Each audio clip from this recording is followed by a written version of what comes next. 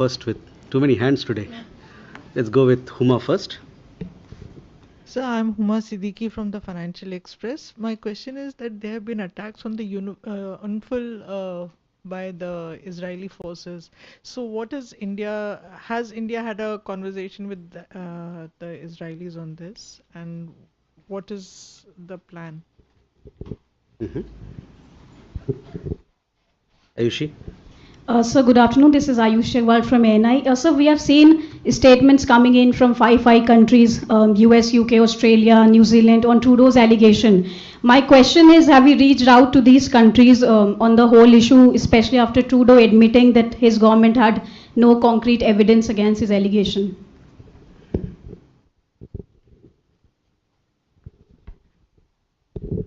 This is Yeshi Seli from the New Indian Express. Prime Minister Trudeau has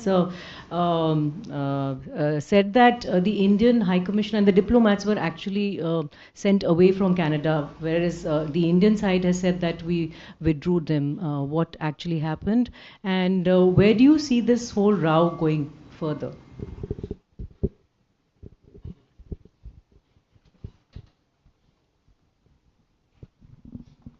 Santosh?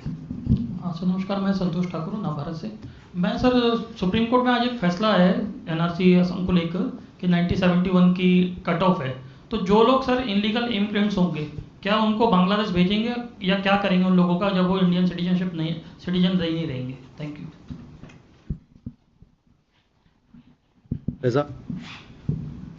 Reza from the Hindustan Times. There are reports suggesting that India and Pakistan are close to resuming cricket ties. Is that an accurate reflection of the actual position? Did cricket even figure in any conversations between the two ministers? Okay, let me take these questions and then Huma, first to your question regarding UNIFIL. We had issued a statement about the situation and development in southern Lebanon. We had post those developments, we had said that we take safety of our peacekeepers very seriously, and we had called for that all action must be taken for the maintenance of the safety of UNIFIL premises and so on and so forth. We have also called for, as I told you, safety of our peacekeepers. There were some reports about some skin rashes, some people getting, the peacekeepers who were impacted getting some skin rashes, etc. On that, UNIFIL has issued a statement. They have not shared any report with us, but to let you know that in that particular zone we didn't have any of our Indian troops, but we continue to call for safety of our troops. Ayushi, regarding a question on the comments made by several countries, I would like to say that we have made our position very clear on this particular matter. You would have seen that several press releases have been issued in the last 2 days, putting out our position, which we are very clear that since September of 2023. The Canadian government has not shared any shred of information with us. Yesterday, again, after the public inquiry, public hearing, we had again issued a statement saying that Canada has leveled serious allegations, but has so far not given any evidence to back it up. Regarding a question on the comments made, I would allude to the comments made by the State Department. We would say that as far as the allegations are concerned, PM Trudeau's own admission yesterday would indicate the value. As regards our stance on the allegations, we will naturally reject false imputations against our diplomats.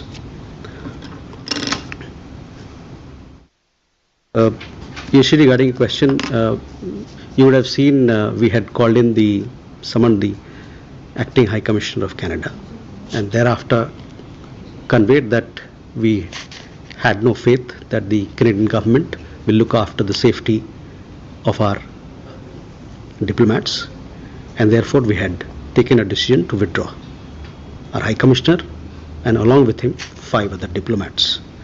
Subsequent to that, we saw that there was a communication from the Canadian side asking them to leave, but we had withdrawn our diplomats before their decision.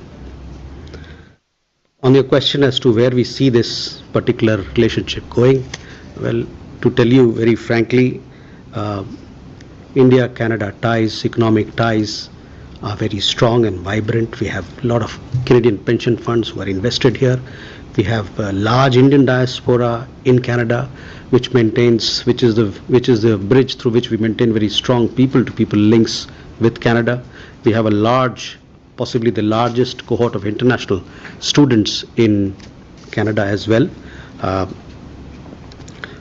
We hope, this particular crisis has been precipitated by Trudeau government's baseless allegations. We hope, so that is how we look at the issue that you raised, how we see the relationship going forward. And let me tell you also, Canada is a major beneficiary of all these linkages, strong linkages that we have. तो आपके supreme court के मामले के बारे में मैंने नहीं देखा है कि उन्होंने क्या कहा, लेकिन सुप्रीम कोर्ट का जो मामला होता है तो वो लीगल मामला होता है. सुप्रीम कोर्ट उच्च न्यायालय के मामले में टिप्पणी करना ठीक नहीं होता है. वो जो उनका मान है, जो वो जिस प्रकार का मामला बाहर, जैसे उस मामले में सुप्रीम कोर्ट का जो राय है उसको माना जाएगा. Reza, on your question, whether any conversation regarding cricket happened or not, I would say nothing of that sort happened. Shall we go forward? And the reports that you saw were not accurate also. Aditya? Mr. Jaspal, I have two questions related. One is on TVI Network yesterday broke a story about Lawrence Bishnoi and his gang members in Canada, the details of which we believe have been shared with the Canadian side over the last 3 years. Could you please share details of how many extradition requests have gone out from India to Canada in the last 3 years, and whether there's been any positive response, because Justin Trudeau yesterday mentioned about Lawrence Bishnoi and said that we are taking action. Secondly, we've also seen attacks on journalists taking place in Canada. We've seen Rishi Nagar, a journalist, being attacked in Calgary in a Gurudwara by Khalistani radicals. We in the past have seen attacks on Sameer Kaushal and Deepak Punj as well. How do you react to these attacks on Canadian journalists of Indian origin, and what does this say about the freedom of expression in Canada? Thank you. Okay. Ajay? Hi, Ajay Banerjee from the Tribune.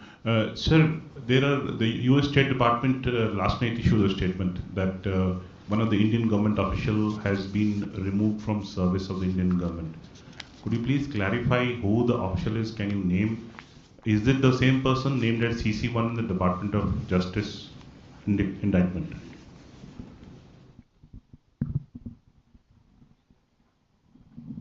Okay. Please. Hi there, Salima Shivji from CBC News. So you say on the Indian side that there is no clear evidence that has been presented by Canadian authorities, but Canada's RCMP and other authorities have said that they have presented detailed evidence in meetings with top Indian officials. So how do you explain that disconnect and the wildly different stories from each side? And as well, with this entire dispute sort of being disputed in public with some bitter statements on each side, do you think that is the correct way to dial down the tensions in this relationship? Okay. Pranay?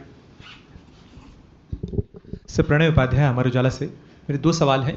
पहला सवाल तो इस चीज़ को लेकर है कि Canada के साथ में कितनी एक्सट्रेडिशन रिक्वेस्ट हमारी पेंडिंग है, और ख़ासतौर पर हरदीप सिंह निज्जर समेत कितनी एक्सट्रेडिशन रिक्वेस्ट पेंडिंग है, उस पर अभी तक क्या रिस्पांस रहा है. दूसरा सवाल इस चीज़ को लेकर है कि 6 महीने पहले कनाडा सरकार की तरफ से कहा गया था, आरसीएमपी की तरफ से, कि 4 लोगों को गिरफ्तार किया गया है जिनकी आइडेंटिटी इंडियन बताई गई थी.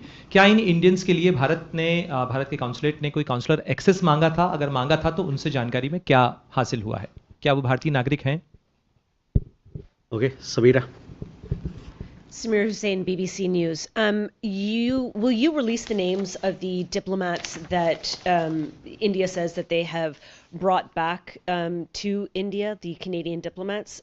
India has released the names of the Canadian diplomats that were expelled from the country. So wondering if the same will happen. And also to follow up on Salima's question about the detail, about the several meetings that the RCMP has said that they have had and that India has been presented with this evidence. I mean, the most recent meeting was a meeting in Singapore that is widely reported. And that meeting went on for several hours, much longer than was originally anticipated. I'm wondering what was actually discussed in that meeting if you were not presented with any evidence. Okay. So first, Aditya, to your question on extradition request and Lawrence Bishnoi gang. So as far as my information is concerned, there are 26 extradition requests pending with the Canadian side. These are over the last decade or more. Along with it, there are several provisional arrest requests which are also pending with the Canadian side of several criminals. Some of the notable ones who've been charged with terror and related crimes, I would like to name them. They are Gurjeet Singh, Gurjinder Singh, Gurpreet Singh, Lakhbir Singh Landa, and Arshdeep Singh Gill. They are wanted in terror charges, as I told you, and also some related charges. We have shared security-related information with the Canadian government regarding gang members, including those of Lawrence Bishnoi gang, and requested them to arrest them and or to take due action as per law. So far, while we have exchanged and given these information, so far no action has been taken by the Canadian side on our request. This is very serious. Also, I would like to say that we find it really strange that now the people who we asked to be deported, on whom we asked that action be taken, we are being told that they are the ones, or we are, RCMP is blaming Indian side that these people are committing crimes in Canada for which you are to be blamed. So this is a contradiction in terms which we don't understand.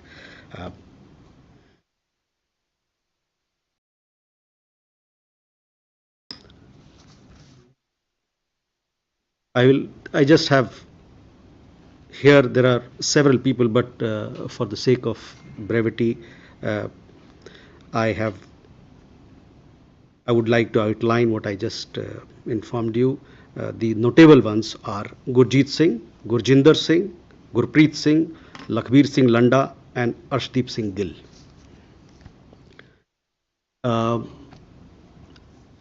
Aditya, you also had a question regarding intimidation.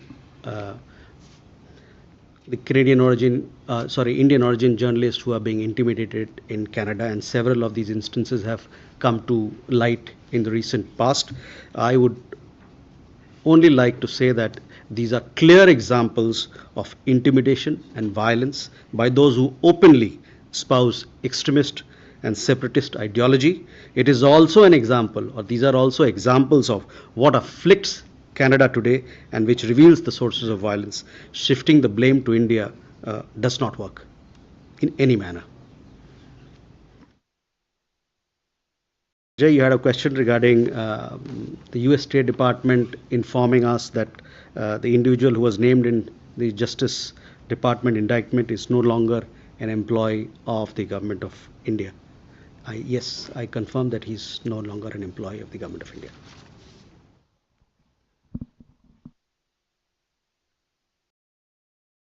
Question on CBC. See, we have made our position very clear that serious charges have been leveled against us, but so far, as we said in our press release a few days back, and it was reiterated yet again yesterday or today morning, earlier hours this morning, so far Canada has not given any evidence in support of the serious, very serious allegations that they've leveled against India and against Indian diplomats. We also see there is a pattern. The pattern is motivated by political considerations on the part of the Canadian Trudeau government, and there is also, as we have said, there's a clear pattern to smear India for reasons best known to them. I would also like to tell you that please look at several of these statements, that it's a very detailed statements that we've released, giving exactly what our position is, why we think that these are politically motivated, and why we think that these allegations are baseless.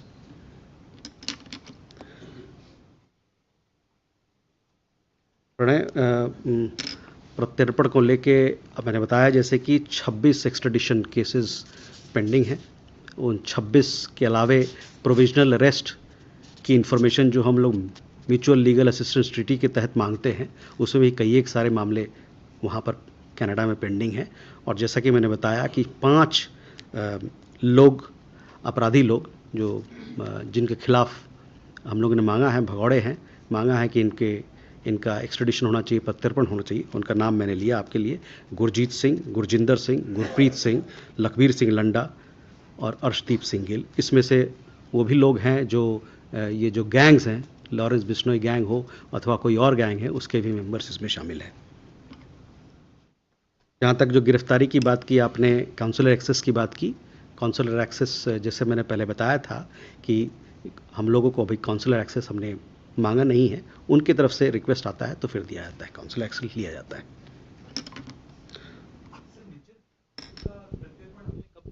मांगा था और उस case में क्या हुआ था? कितनी बार हमने रिक्वेस्ट किया था हरदीप सिंह निज्जर के प्रत्यर्पण को लेकर? हरदीप सिंह निज्जर प्रत्यर्पण वाले सूची में नहीं है. किसी और मामले में उस पर उन पे चार्जेस लगे होंगे. प्रत्यर्पण के सूची में Hardeep Singh. Samira, your question regarding the diplomats, Indian diplomats who will be coming back from Canada. We have our High Commissioner. Along with him, there are 5 other diplomats who will be returning. The Canadian government has said that they should return by 19th of October, 11:59 p.m. For various reasons, we don't want to reveal their names to you. Also regarding the Singapore meeting, yes, the Singapore meeting, yes, had happened, and some exchanges had taken place. I don't have anything further to share about that particular meeting.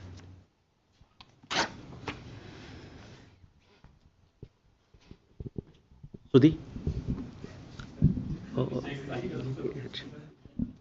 Sir, Shruti Ranjan from Bloomberg. So adding on to Ajay's question, if you could give us an understanding as to who the Indian official, India has sacked, and can you confirm or deny? Is it, following the investigation on the thwarted, assassination attempt on Panun?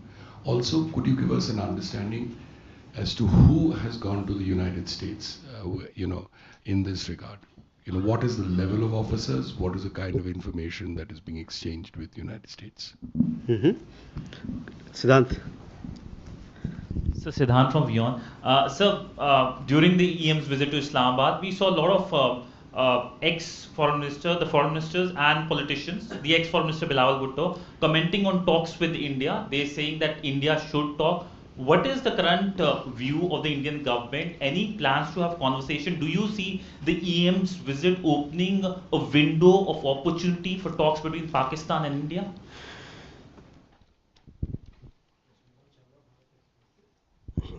Sir, KM Sharma, Bharat Express से. US का एक statement आया है कि India should take the allegation of Canada very seriously. इसका sir क्या मतलब?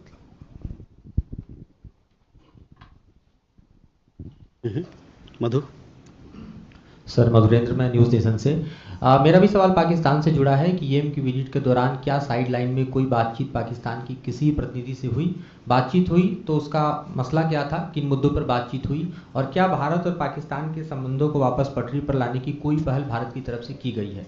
एक सवाल और मेरा जुड़ा हुआ है, लॉरेंस बिश्नोई को लेकर आपने कहा कि उनके भी दरअसल जो गैंग के गुर्गे हैं, लोग हैं, उनको लेकर भी एक्स्ट्राडिशन की मांग हमने की है. तो ये कौन है दरअसल, और किस तरह के क्रिमिनल चार्जेज उस गिरोह पर है जिसको लेकर हमने मांग की?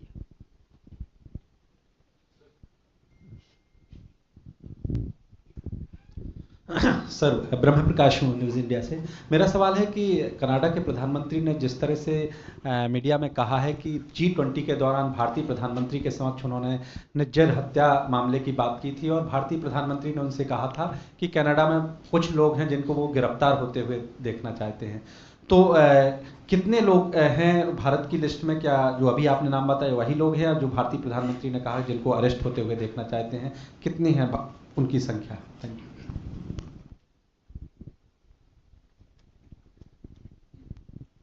Okay, first Sudhi, I'll come to your question on, I just confirmed that yes, this particular gentleman, he is not part of the Government of India setup, he's not an employee. Beyond that, I don't have anything to share with you.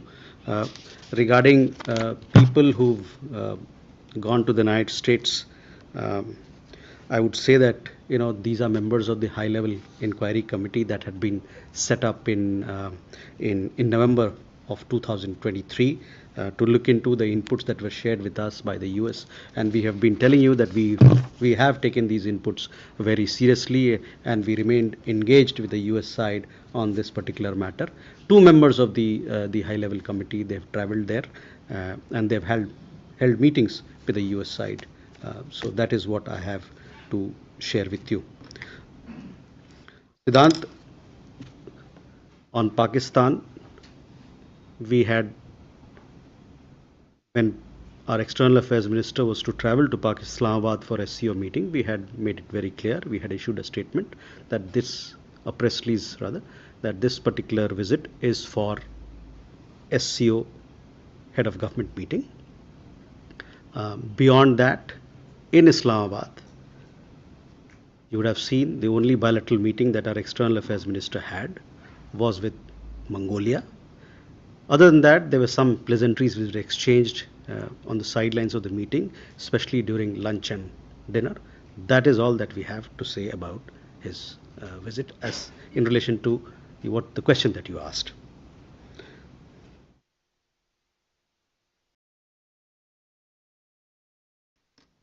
Krish Mohan ji, on State Department's comments, I did mention when I was answering Ayushi's question that as regards the allegations, we have, you would have seen PM Trudeau's own admission yesterday would indicate the value. As regards our stance on the allegations, we will naturally reject false imputations against our diplomats. So that is our response to your question on the comments of the State Department. मधु, आपने सुना मैंने कि पाकिस्तान में SEO के sideline में क्या बातचीत हुई. SEO के साइडलाइन में जो एक बायलैटरल मीटिंग हुई मंगोलिया से हुआ, उसके अलावा कोई और मीटिंग नहीं हुई, कोई पुलसाइड मीटिंग भी नहीं हुई. जो औपचारिकताएं होती है, इनफॉर्मल बातचीत, कर्टसीज जो होता है, वो हुआ, वो खाने के दौरान, भोजन के दौरान. उसके अलावा वहाँ पर पाकिस्तानी साइड से किसी और तरीके का कोई बातचीत नहीं हुई. लॉरेंस बिश्नोई के बारे में, लॉरेंस बिश्नोई के गैंग और अन्य गैंग के बारे में, सिंडिकेट्स के बारे में हमने कनाडा से कई साल पहले और हाल में भी उनको बताया है, उनसे प्रोविजनल अरेस्ट का रिक्वेस्ट किया है. अब तक उन्होंने इस पे कोई एक्शन नहीं लिया है, ना कोई अरेस्ट किया है. और हम लोग तो बार बार ये बात कहते रहे हैं कि इतने सारे लोग जो जिनके बारे में आपको बताया जा रहा है, जो एंटी इंडिया एक्टिविटीज़ वहाँ करते हैं, जो अलगाववादी ताकतों को जो बढ़ावा देते हैं, उसके खिलाफ सख्त से सख्त कार्रवाई करनी चाहिए. लेकिन उन्होंने अभी तक इस मामले पर फ्रीडम ऑफ स्पीच के नाम में को आगे लाके वो कहते हैं कि ये फ्रीडम स्पीच का मामला है, हम इसमें कुछ नहीं कर सकते. ये बेबुनियाद है, हमारे तरफ से ये बेबुनियाद है. उन्होंने कोई एक्शन नहीं लिया जो हमारे कोर कंसर्न्स है उस पर अभी तक. और उसके पीछे एक राजनीतिक मंशा भी है जो आप जानते हैं. ब्रह्म प्रकाश, आपका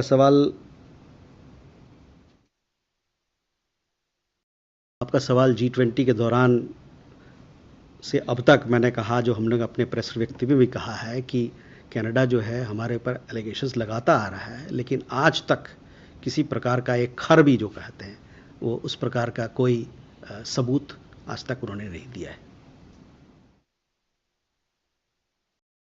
आपके सवाल में कुछ और भी था? मेरा सवाल ये था कि प्राइम मिनिस्टर मोदी ने उनसे कहा था कि कनाडा में कुछ लोग हैं जिनको वो अरेस्ट होते देखना चाहते हैं, तो उसको लेकर कितनी संख्या है जो भारत के पास? देखिए, आपने देखा होगा कि पिछले कुछ महीनों में और पिछले साल और उससे पहले भी किस प्रकार की गतिविधियां वहां पर कई एक शहरों में चलती है, हमारे लीडरशिप को लेके वहाँ पर एंटी इंडिया एक्टिविटीज़ चलती है। और जब भी ऐसा कुछ होता है तो हम लोग वहाँ के सरकार से ये रिक्वेस्ट करते हैं कि आप सख्त से सख्त कार्रवाई कीजिए, क्योंकि ये अलगाववादी ताकत, ये वायलेंस जो हमारे खिलाफ है, इसको बढ़ावा नहीं दिया सकता है। ये हमारे रिश्तों के खिलाफ है, ये हमारा कंसर्न है, सिक्योरिटी कंसर्न है, ये हमारा सुरक्षा का कंसर्न है उस पर, लेकिन आज तक उस पर कोई एक्शन नहीं लिया गया है। Shall we go ahead? Gautam da. So thank you. This is Gautam Laili. Question regarding Bangladesh. That today afternoon, Bangladesh International Crime Tribunal has issued an arrest warrant against Sheikh Hasina and others, and asked the authority to produce her in front of the court next month. So what will be the India's stance on this issue? And secondly, there are many reports are coming out in Bangladesh that whether Sheikh Hasina is in India or left India, came back to India, and India government has given a travel document. So how far, whether any status of Sheikh Hasina has changed, or as she on her request or on a short notice she is staying here, whether the same status is continuing?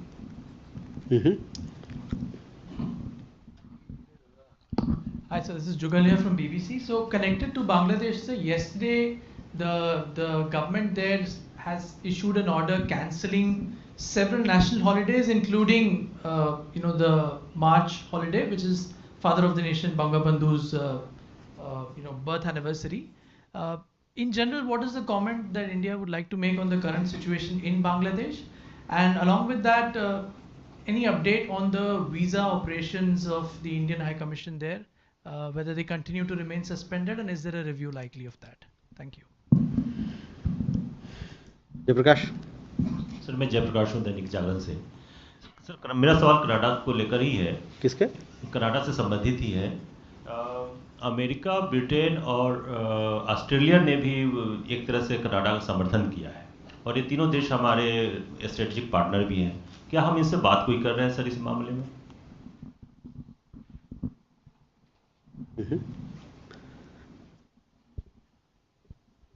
Yeah. Oh yeah, please.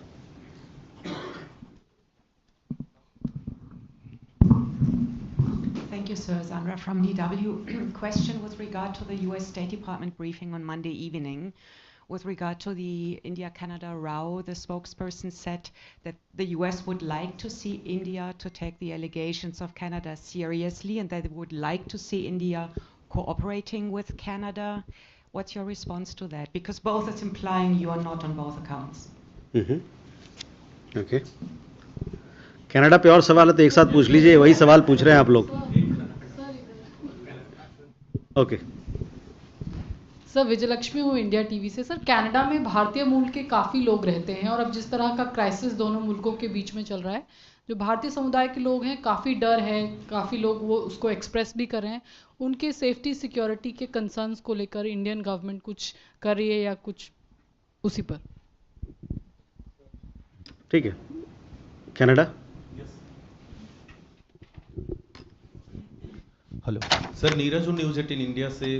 दोनों देशों के बीच जो संबंध खराब हुए, दोनों देशों ने एक दूसरे को राजनयिक वापस आ रहे, अपने देश लौट रहे हैं। इस बीच वीज़ा एप्लीकेशन, वीज़ा के जो प्रोसेस है उसमें अब किस तरह, उसे कैसे प्रोसेस करेंगे दोनों high commission?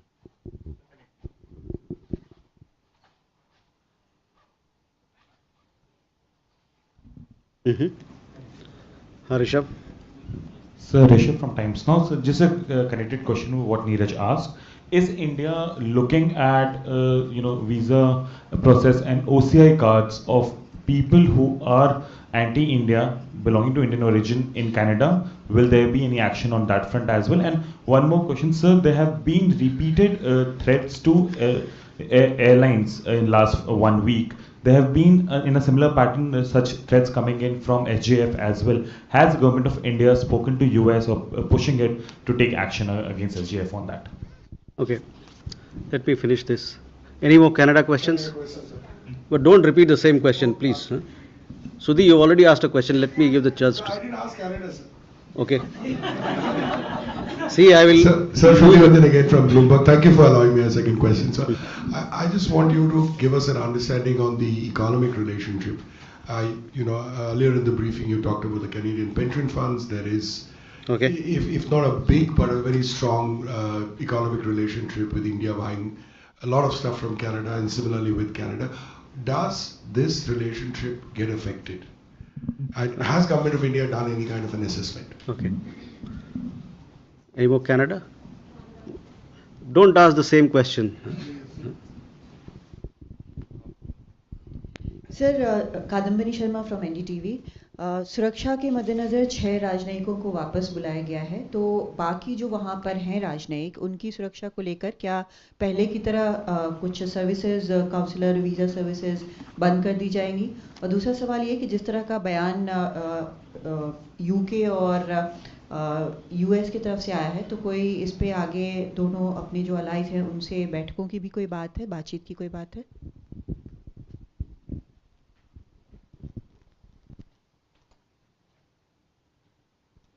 Let me come back. We'll pull all the Canada questions again together. Otherwise, I'll lose my train of thought. On Bangladesh, Gautam, yes, we've seen some reports which have recently come in. Other than that, I don't have any comment to offer. On the stay of the former Prime Minister, I had earlier mentioned that she had come here at a short notice for safety reasons, as she continues to be.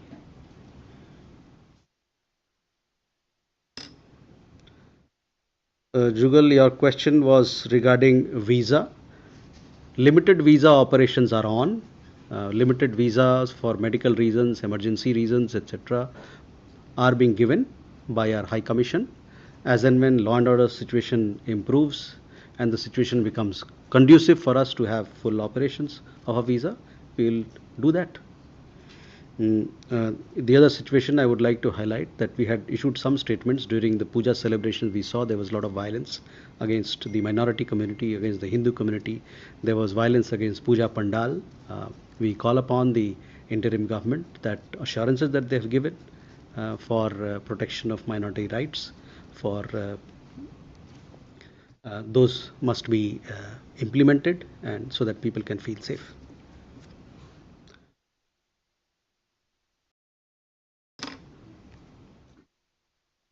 Jayaprakash, आपका सवाल Canada, हमने देखा है कि और सब जो हमारे सहयोगी देश हैं, यूके है, यूएस है, कनाडा, न्यूजीलैंड, उन्होंने भी कुछ बयान दिए हैं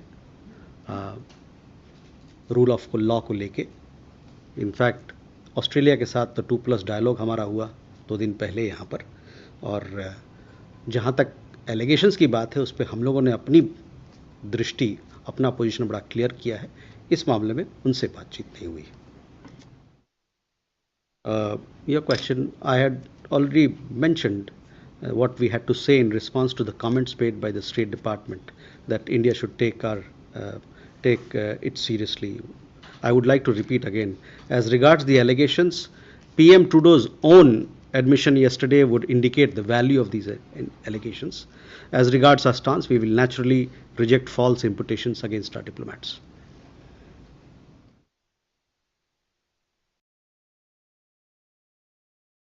विजय लक्ष्मी जी, वहाँ पर करीबन 17 लाख 18 लाख भारतीय मूल के लोग रहते हैं. उसमें बहुत सारे लोग भारतीय नागरिक भी हैं. उनका सुरक्षा अहम है. वहाँ पर रहने वाले लोगों की सुरक्षा वहाँ के सरकार के हाथ में है, और हम लोग का ये अपेक्षा है कि वहाँ की सरकार उनको सबको सुरक्षित रखेगी.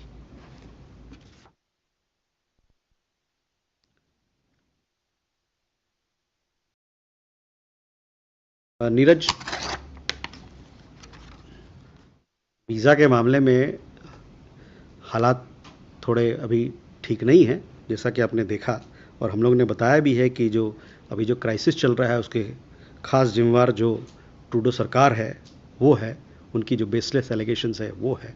तो जैसे कि मैंने बताया, and I would like to speak in English so that others also can take note. We have India-Canada economic ties are robust and strong. We have a large diaspora resident in Canada. Our students form the largest cohort of international students in the country. Several and large Canadian pension funds are invested in India, and Canada is a major beneficiary of these linkages and ties. The current crisis in the relationship has been precipitated by Trudeau government's baseless allegations.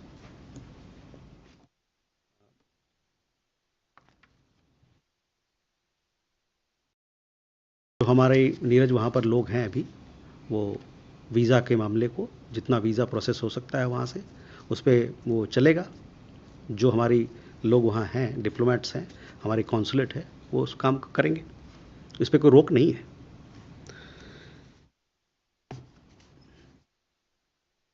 Rishabh, your question whether we will take action against people who are indulging in anti-India activities, etc. I would like to say we will continue to take all necessary action and steps to ensure our national security. So that will be my answer to you. You also had another question regarding. Sorry. We have seen in the last there have been several bomb threats, including by the organization that you mentioned, and each time we have raised this matter. We have conveyed our security concerns with the American side, because if you don't check such irresponsible actions, there will be serious ramifications. We have been, as I told you, we have been regularly sharing our concerns regarding threat to aviation. We hope the American side, US, will take strong action against those who, by word or deed, endanger the lives of people. It's important to underline these things because we've seen the kind of bomb threats that have been happening in the last few days. Sudhi, on the economic relationship, I gave you our point of view. Kadambini सुरक्षा को लेके मैंने बताया कि वहाँ पर बहुत सारे हमारे लोग हैं, उनका सुरक्षा वहाँ के सरकार के हाथ में है. उनको सुरक्षित रखें. जहाँ तक हमारा सवाल है, हाई कमीशन और कॉन्सुलेट से वहाँ के हमारे समुदाय के लोग जो भारतीय नागरिक हैं वो जुड़े हुए हैं, उनसे लगातार हम टच में हैं. तो हमारी अपेक्षा है कि वहाँ की सरकार उनको सुरक्षित रखेगी. Can we go ahead?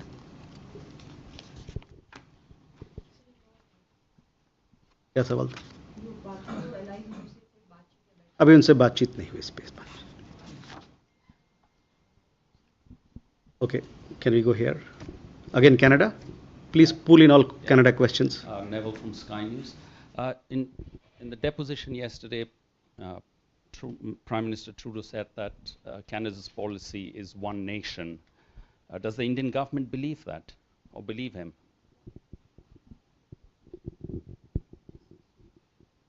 Okay. Here.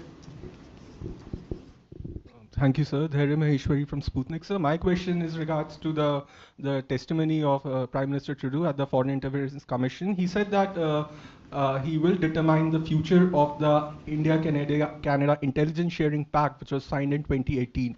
So, would it be possible to get a comment on that? Like, if that's still active, and has India, has it been to India's advantage, and in terms of the Intelligence Sharing Pact? Thank you, sir.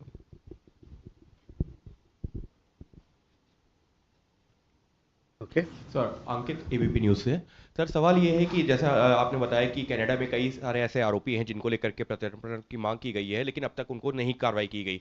क्या भारतीय कानूनों के तहत उनकी जो संपत्ति या जो बाकी जो यहाँ कार्रवाई हो सकती है, भारत सरकार उस और अब तक कोई कार्रवाई की है या करने पर विचार कर रही है?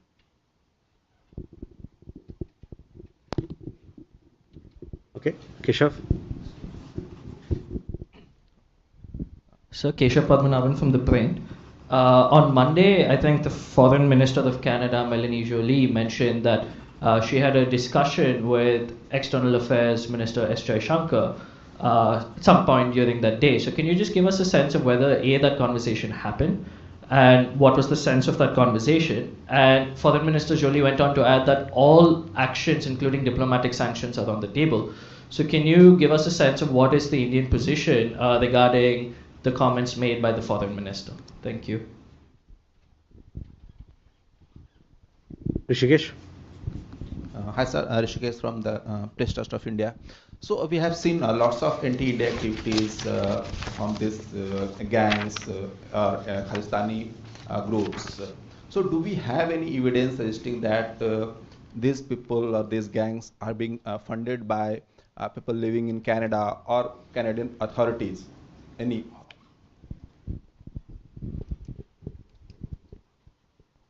Any more Canada? Please. So this is Pia with the print. You had mentioned there were 26 extradition requests pending with the Canadian side. So what has stalled these requests from being resolved? Is it that Canada has asked India for further evidence or specific charges on these extradition requests? I'm just trying to understand what's the disconnect that has allowed these requests to be to lay pending for so long. And secondly, NDP leader Jagmeet Singh has gone as far as to say sanctions should be applied on Indian diplomats. Any reaction?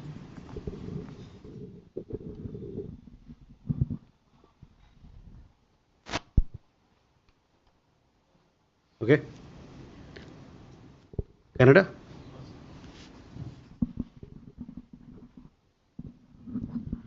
Sir मैं संजीव त्रिवेदी हूँ news 24 से। जिस press conference के बारे में अभी कहा गया प्राइम मिनिस्टर ट्रूडो और फॉरेन मिनिस्टर के प्रेस कॉन्फ्रेंस में फॉरेन मिनिस्टर के द्वारा एक और बात कही गई थी कि सिमिलर नेचर की एक घटना अमेरिका में भी है और उसमें जो अमेरिका को सहयोग किया जा रहा है उस तरह का सहयोग हम मांग रहे हैं। कनाडा को वो सहयोग क्यों नहीं किया जा रहा है? ऑब्वियसली रेफरेंसेस गुरपतवंत सिंह पन्नू और निजर मामले को लेकर। इसके अलावा जो बातें आपकी तरफ से आई हैं और जो प्रेस रिलीजेस आपकी तरफ से आया है उसमें और जहां अभी इस वक्त आपने की ये बात भी कही कि कनाडा के साथ जो हमारे संबंध है वो काफ़ी प्रगाढ़ है, मैं ये जानना चाहता हूं कि क्या आप ये सजेस्ट करना चाहते हैं कि ये सारी समस्या दरअसल इंडिविजुअल स्पेसिफिक है, it's all about prime minister Trudeau और उनकी जो एक वहाँ की पॉलिटिकल कंपल्शन है, लिबरल पार्टी को जितवाना है, सामने इलेक्शन है, दरअसल क्या ये समस्या की जड़ है? ओके कनाडा पे क्या है, चलिए बात में कर लें। So first sky news, okay, so we have seen those comments of the Prime Minister Trudeau that he believes in one India policy, but so far the actions that we have requested against anti-India elements who actually go against one India, who call for dismemberment and disunity of the country, who espouse separatist ideology, no action has been taken. So, in a sense, there is a difference. There is a gap between action and words here.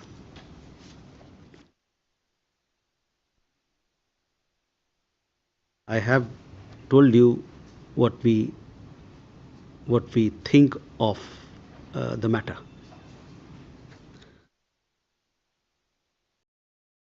The area on the agreements that we have with Canada, we have several. It's a relationship which goes back several decades, and over a period of several decades, this relationship has blossomed. We have large economic ties. We have large student community, as I said. We also have a lot of financial linkages between the two countries. So it's a broad-based partnership, and as part of this partnership, to foster the partnership, we have several engagements and agreements that have been signed, including information sharing and other such related agreements. Some of them relate to 2018. These continue to be in functional. These continue to be in operation. अंकित, प्रत्यर्पण वाली मामले पे extradition 26 extradition request हमने Canada को भेजा है। अभी तक उस पर कोई कार्रवाई नहीं हुई है। जहां तक उनके संपत्ति को कुर्की जब्ती की बात है, वो हमारे जो यहाँ पर जो अथॉरिटीज़ हैं, जो हमारे यहाँ आधिकारिक संस्थाएं हैं, वो काम उनको करना है कानून, विधिवत कानून के तहत।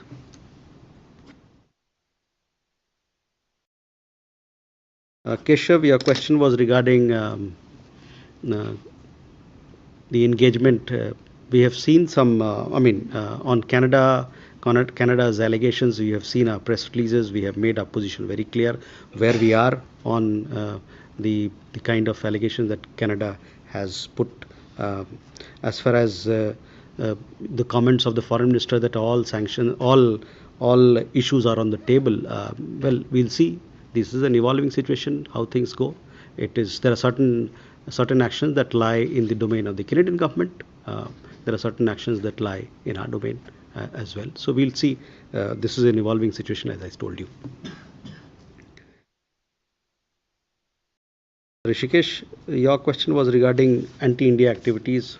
Over the last several years now, we have been reminding Canada to take strong action against anti-India activities. We believe that they are being promoted there. They are being encouraged by no action being taken against them. They openly espouse violence. They openly call for separatist ideology. They undertake. You would have seen the kind of tableau that is displayed on important days. Those are surely they are not in keeping with our understanding of freedom of speech, and they are being promoted by several forces there, and for political reasons also they are being given all sorts of support. Pia, your question regarding extradition request, these are pending with the Canadian government. So, as to why they are pending with the Canadian government, I would say that you take this question to them.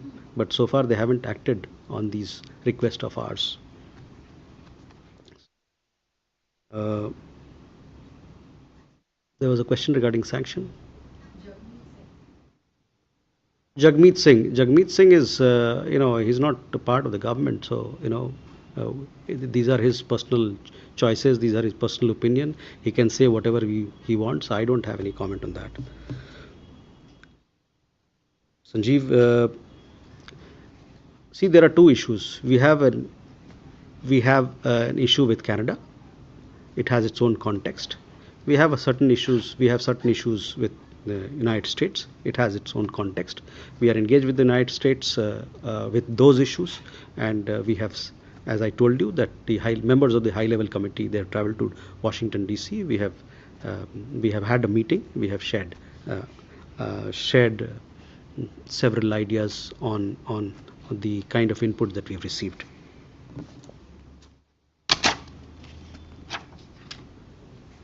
So last two questions. Yes.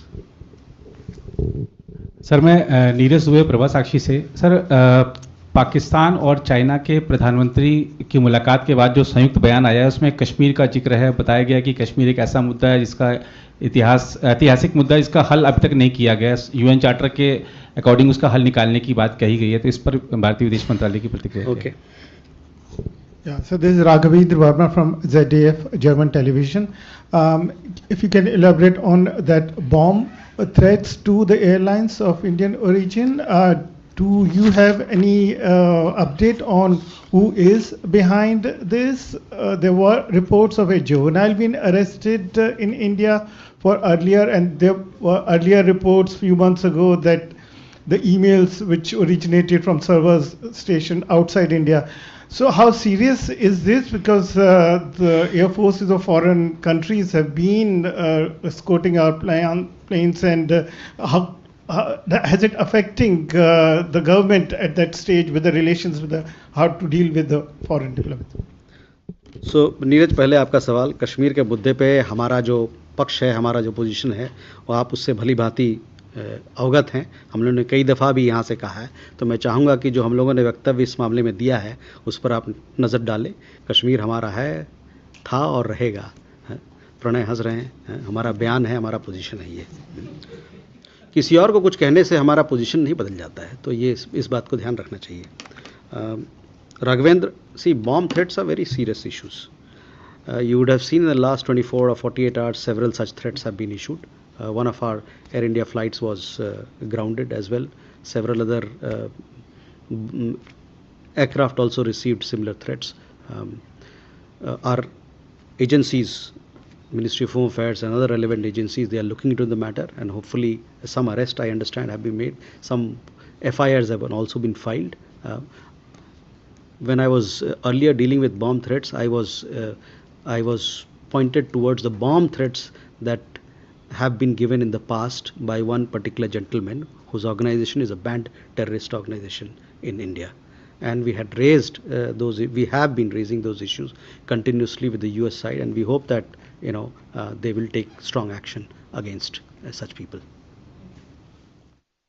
So with that, we'll come to the closure of this. This was like a test match today. Thank you very much.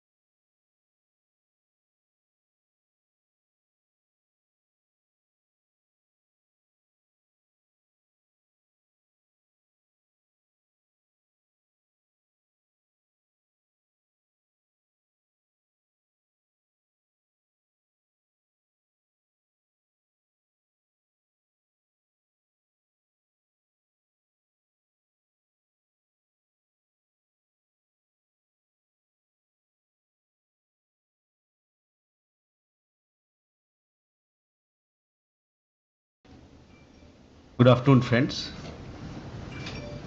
I welcome you to this press engagement. I'll start with an announcement that I have to make. This is regarding the visit of President of Maldives to India. The President of the Republic of Maldives, His Excellency Dr. Mohammad Moizu, will be traveling to India on a state visit during 7th to 10th of October 2024. This will be the first bilateral visit of President Dr. Moizu to India. As you know, he had earlier visited India in June 2024 to attend the swearing-in ceremony of the Prime Minister and the Council of Ministers. During the visit, he'll also be visiting Mumbai and Bengaluru, where he'll have business engagements. The visit of the President of Maldives to India, after the recent visit of the External Affairs Minister to Maldives, is testimony to the importance that India attaches to its relations with the Maldives, and the visit is expected to lend further momentum to cooperation and robust people-to-people ties between the two countries. So that was the announcement regarding the visit of the President of Maldives. Now I open the floor for questions. Okay. Huma. So I'm Huma Siddiqui from the Financial Express. Just wanted to know with the situation in West Asia, is the MEA looking at repatriating Indians in case it spreads further? And what is the situation of the Indians who are already in Israel? Has anyone reached out to the embassy to be repatriated? Reza.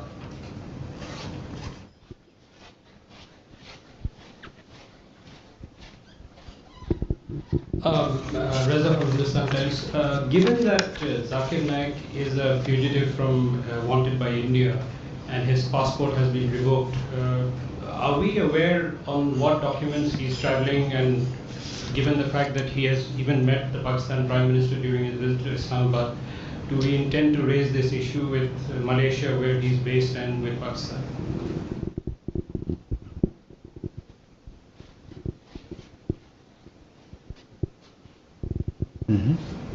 Aishi. So this is Ayushi Agrawal from ANI. A follow-up question on West Asia. If we could have the figures of how many Indian nationals do we have in Lebanon and Iran. Also, any contingency plans that we are formulating to evacuate our citizens from there.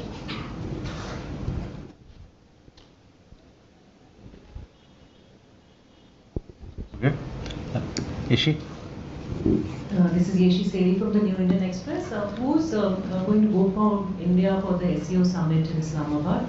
And also, has Dr. Jaishankar already met the Sri Lankan president? Any update on what the conversation was like?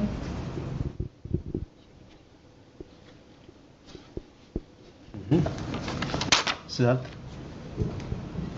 Hi, sir. Siddharth from Beyond. Sir, when it comes to South China Sea, the situation remains tense.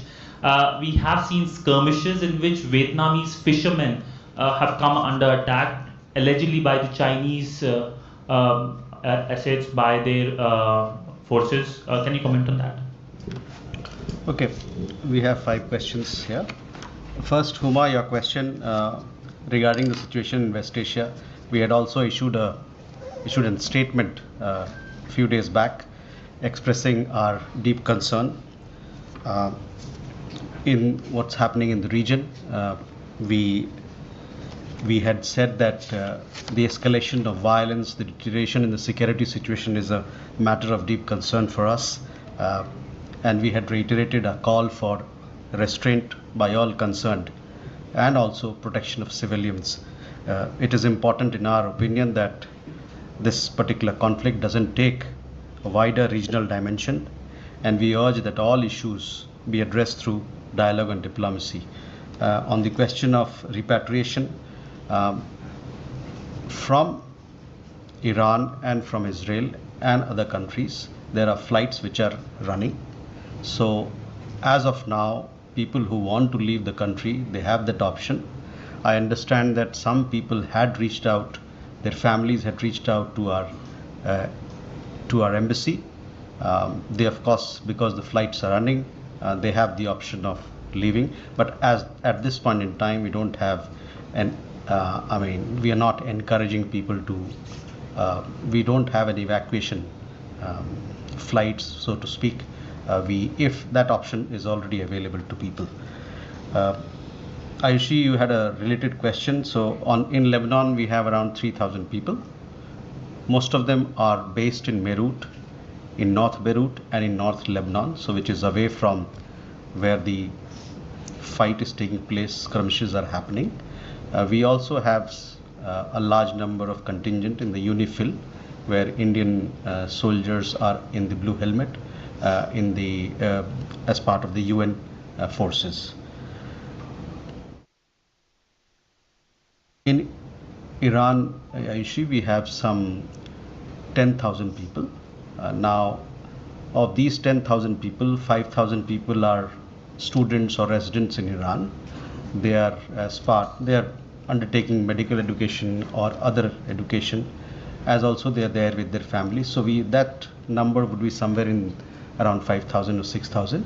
We also have a large contingent of seafaring community in Iran, but that's a floating population. They go there on a temporary basis and then leave the country. So that population again would be in the range of 3,000 to 4,000, 5,000. So that is the figure of Indians in Iran and as also in Lebanon. In Israel, we have something like 30,000 people who are there. Large number of them, as you know, they are caregivers, but also we've seen a lot of Indian workers have also gone to Israel recently. On the contingency plan, yes, at this point in time, we don't have, we are not, some of them did get in touch with us and we've advised them that, if you want to leave the country, the option is available because flights are running. Reza, your question regarding Zakir Naik. Yes, we have seen reports that he is being fitted in Pakistan. He has been warmly welcomed there. It is not surprising for us that an Indian fugitive, a fugitive from Indian law, justice, has received a high-level welcome in Pakistan. It is something which is disappointing, let me say, condemnable, but at the same time, as I said, it's not surprising. Now, as to what passport he went there, I am not very clear. What papers he went there, we are not very clear. But let me also remind you that when the Prime Minister of Malaysia was here, this particular issue was addressed.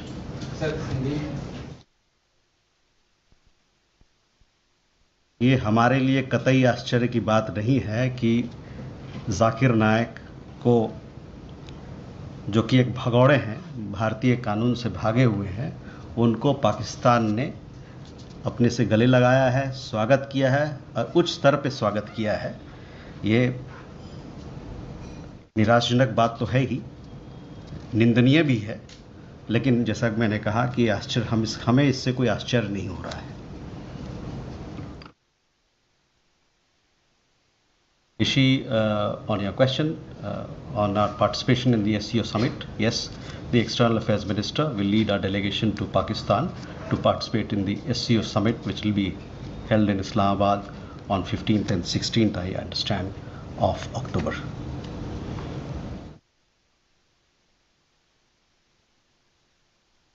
As regards his meeting with the Sri Lankan president, that meeting has happened. First in the morning, he met with his counterpart, the Sri Lankan foreign minister, and thereafter he called on the Sri Lankan president, where he conveyed the wishes of our president and our prime minister, and a deep desire to build on our strong partnership with Sri Lanka, take this partnership forward, do all that we can to strengthen our age-old friendship, relationship, and warm ties. Siddhant, on the question of South China Sea, at the policy level, you know what our stand as far as South China Sea is concerned. We stand for freedom of navigation, we stand for freedom of overflight, for unimpeded commerce. We want that all disputes in the region be resolved through peaceful dialogue, and we stand for that international rules-based order be followed based on UNCLOS, the UN laws. So that is our position, and we want to reiterate in response to your question. We want to reiterate our position once again. Sir. Pranay.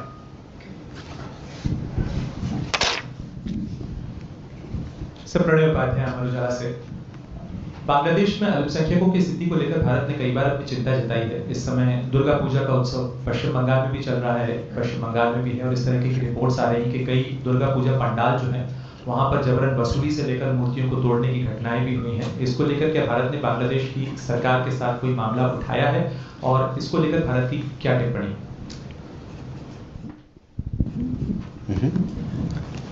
Please. Padma Rao, freelance. I had a follow-up to Sri Lanka actually. There's an IMF delegation which happens to be in Sri Lanka at the same time. So I was wondering whether there is, since India was a guarantor for Sri Lanka at that level, whether there is any interaction plan between Foreign Minister Jaishankar and the IMF. Thank you.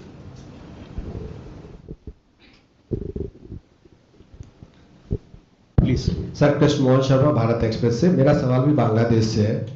जिस तरीके से कुछ invoice को बुलाए गए हैं, वापस किए गए हैं, तो ऐसा तो नहीं लगता कि भारत के साथ वो अपने संबंधों को और ज़्यादा सरल करना चाहते हैं? ठीक है, मधुरेंद्र। सर, मधुरेंद्र, मैं न्यूज़ नेशन से। मेरा सवाल एलएसी को लेकर है कि पिछले दिनों जब डॉक्टर जयशंकर और वांगी की बातचीत हुई थी, उसके बाद ये एक माहौल बना था कि डिसएंगेजमेंट का प्रोसेस तेजी से चलेगा, लेकिन हाल ही में इंडियन आर्मी की चीफ ने जो बयान दिया उसमें साफ तौर पर कहा गया कि स्थिति तनावपूर्ण है और जब तक पूर्ववर्ती स्थिति बहाल नहीं होती तब तक हम ऑपरेशनल रेडी रहेंगे। तो क्या डिप्लोमेटिक चैनल में जो बातचीत हो रही है वो ग्राउंड पे ट्रांसलेट नहीं हो पा रही? क्या वस्तुस्थिति है? ठीक है, ब्रह्म प्रकाश। सर, ब्रह्म प्रकाश दुबे, न्यूज़ इंडिया से। मेरा सवाल है, बांग्लादेश में हाल ही में कुछ तस्वीरें आई हैं कि नवदुर्गा शुरू होते ही वहाँ जो है मूर्तियाँ हैं दुर्गा की वो तोड़ी गई हैं। उसको लेकर भारत की क्या प्रतिक्रिया है, क्योंकि वहाँ पर कई लोगों ने त्यौहार मनाना भी बंद कर दिया, इस तरह की खबरें भी आ रही हैं डर से। Thank you. Okay, first Pranay और ब्रह्म, आपका दोनों का सवाल एक ही है या एक जैसा है।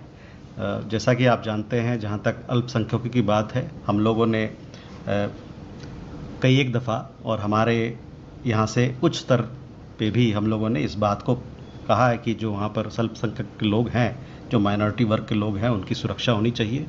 और हम चाहते हैं, ये हमारा एक्सपेक्टेशन है कि वहाँ की सरकार हमारे जो माइनॉरिटीज़ वर्ग के लोग हैं, जो अल्पसंख्यक हैं, उसको सुरक्षा प्रदान करेंगे और जो भी उनकी ज़रूरतें हैं उनको पूरा करेंगे। जहाँ तक दुर्गा पूजा दशहरा का सवाल है, जैसे मैंने कहा कि इन प्रकार की घटनाएं जो होती हैं वो ठीक नहीं होती, अच्छी नहीं होती है। हम लोग चाहेंगे कि दुर्गा पूजा का जो संदेश है वो बहुत एक सुखद संदेश होता है, और ऐसे मौके पर हम सभी लोगों को जो दुर्गा पूजा मनाते हैं उनको हमारी तरफ से बहुत सारी विशेष शुभकामनाएं देना चाहेंगे। यहाँ पर दूसरे अन्य देशों में, दुनिया के हर कोने कोने में ये त्यौहार सबके जीवन में खुशहाली लेके आए, ढेर सारी खुशियाँ लेके आए, यही हमारी चाह है और हम सब के लिए यही चाहते हैं।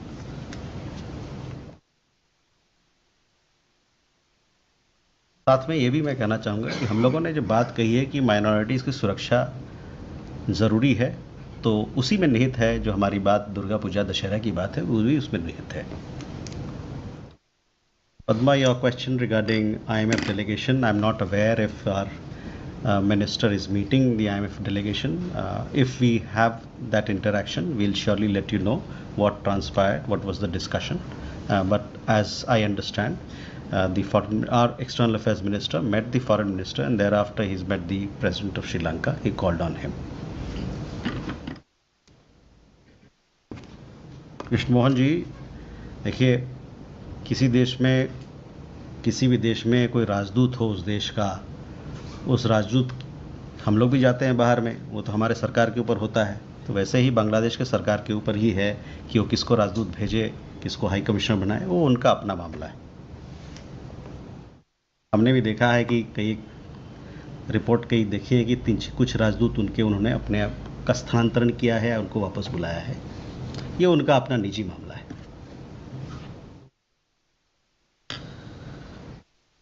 मधुरेंद्र, आपका सवाल भारत चीन को लेके है। देखिए, जहाँ तक जो भी भारत और चीन के बीच में जो बातचीत चल रही है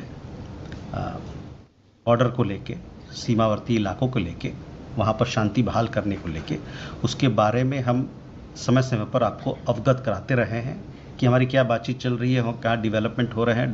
खासकर WMCC मैकेनिज्म है, उसके तहत हमारे विदेश मंत्री ने इस बात पे भी अपनी बात रखी। अभी हाल ही में न्यूयॉर्क में एशिया सोसाइटी में जब उनकी वहाँ पर एक गोष्ठी हुई थी, वहाँ पर एक कॉन्फ्रेंस था, उसमें उन्होंने रखा था अपनी बात।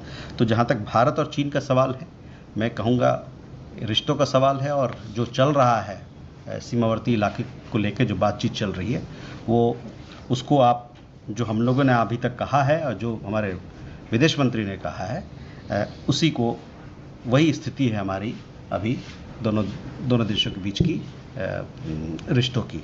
उससे ज़्यादा मेरे पास अभी आज आप लोग से शेयर करने के लिए, आपसे साझा करने के लिए मेरे पास और चीज़ें नहीं हैं।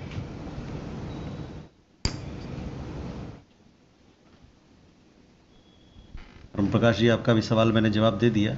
प्रणय का सवाल और आपका सवाल जवाब, सॉरी, दोनों का एक ही था। आगे बढ़ें प्लीज। या This is Avinash from the Asahi Shimbun.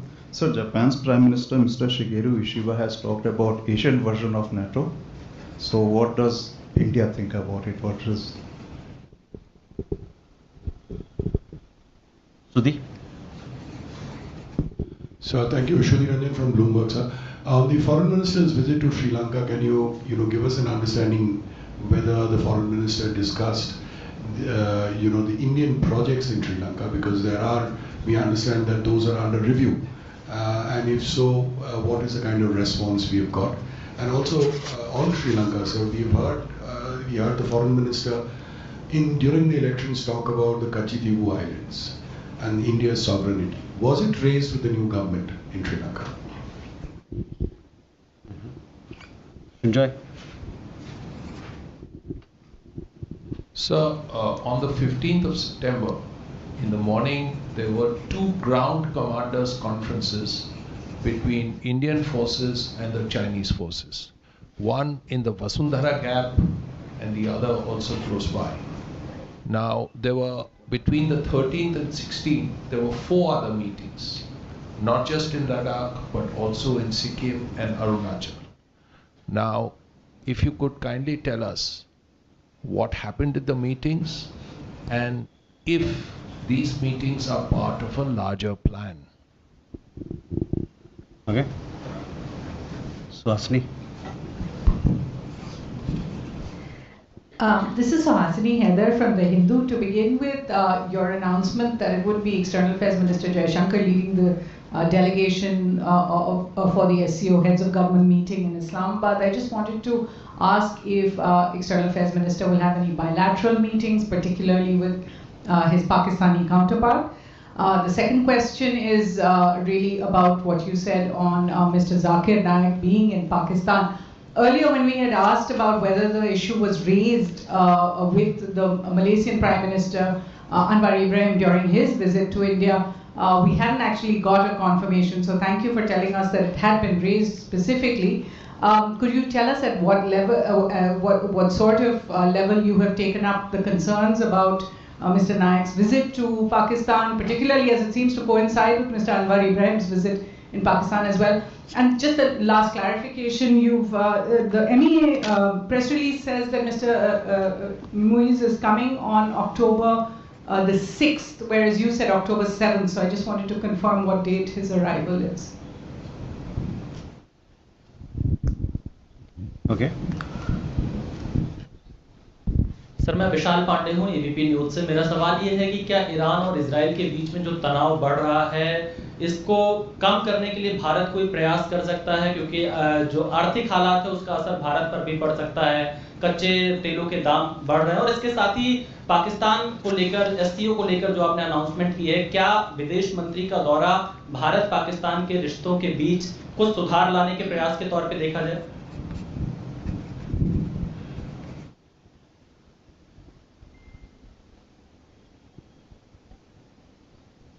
Let me come back, huh? We have some.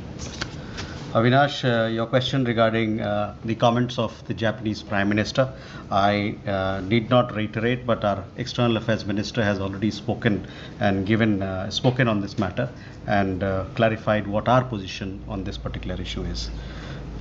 Sudeep, on the visit of External Affairs Minister to Sri Lanka, he's gone there. The visit is for today. He went there in the morning. He'll be returning in the evening.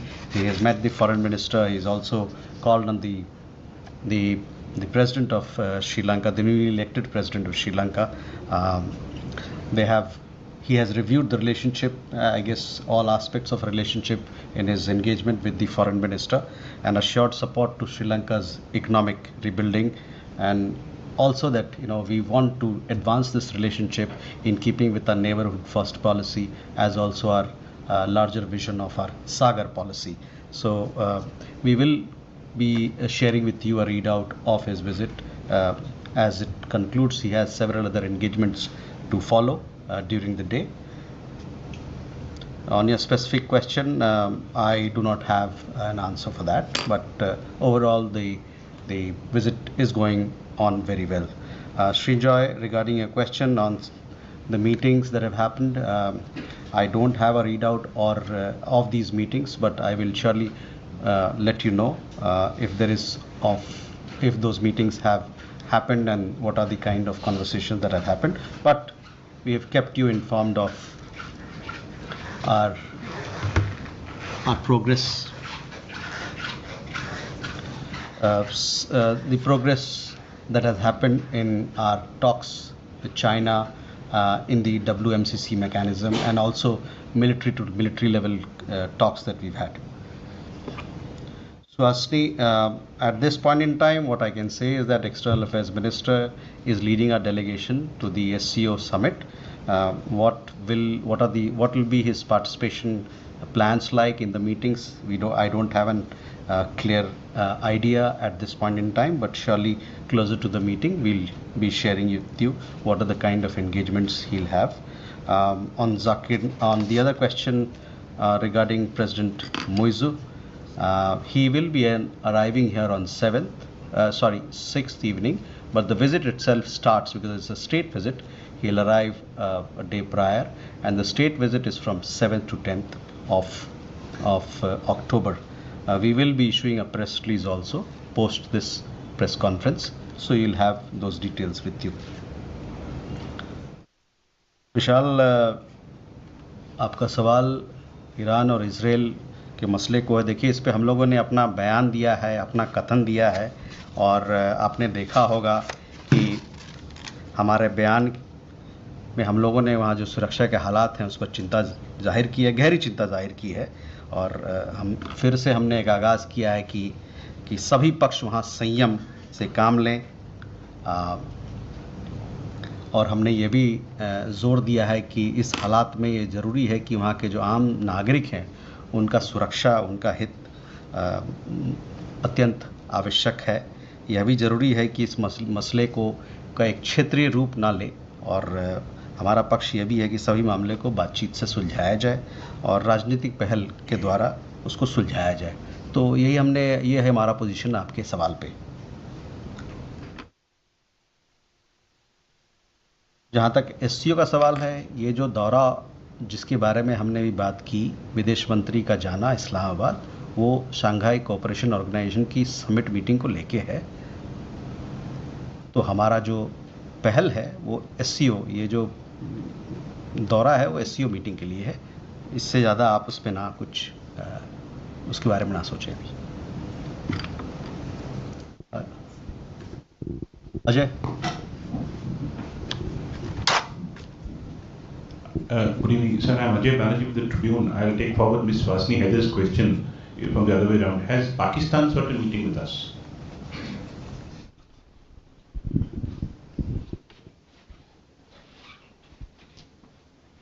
Abhishek. Hi, sir. Abhishek Jha this side. My question is, Israel has banned United Nations Secretary General Antonio Guterres, and that kind of sound historic. Do we have any comment on this? Okay, Pranay फिर। Sir Pranay अमर उजाला से पाकिस्तान के रक्षा मंत्री ख्वाजा आसिफ की तरफ से हाल ही में एक बयान आया था जिसमें उन्होंने दावा किया कि 14 नवंबर को ऑक्सफोर्ड के अंदर भारत के विदेश मंत्री के साथ उनकी एक खुली बहस होनी है कश्मीर के मुद्दे को लेकर। तो क्या इस पे हम कंफर्मेशन है, ये कयास है, तथ्य है या प्रयास है?